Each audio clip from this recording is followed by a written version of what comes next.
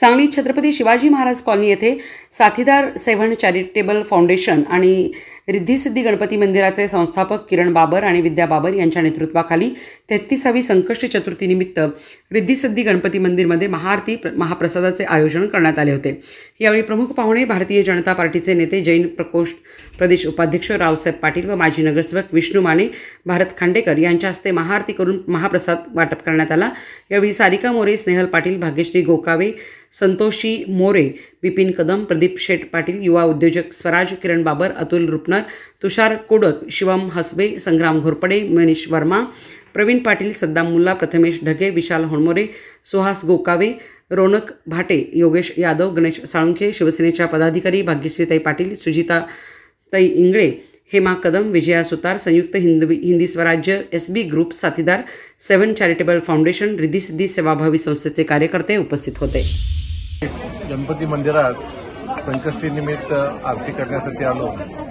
खरोखरच या परिसरात एक चांगल्या मंदिराची उभारणी केलेली आहे बाबासाहेबांनी आणि ह्याच भागातील सर्व लोकांच्यासाठी प्रसादाची सुद्धा त्यांनी सोय करतात। गेले 33 मला वाटते महिने रिद्धी-सिद्धी गणेश मंदिरामध्ये आज छत्रपती कॉलनीमध्ये संकष्टीनिमित्त आरती आणि येणाऱ्या सर्व नागरिकांना महाप्रसादाची व्यवस्था आमचे सहकारी मित्र किरण बाबर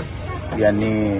केलेली आहे आणि गेले 33 महिने जर संकष्टीला हा उपक्रम राबवतात, फार कौतुकास्पद काम आहे। कारण सर्व समाजाला एकत्रित आणणे, त्यांची व्यवस्था करणे आणि या कार्यक्रमाला मला आणि आमचे नेते रावसाहेब पाटील साहेब, आमचे सहकारी मित्र भारत खांडेकर, विपिन कदम आणि सर्वच मान्यवरांच्या उपस्थितीमध्ये आता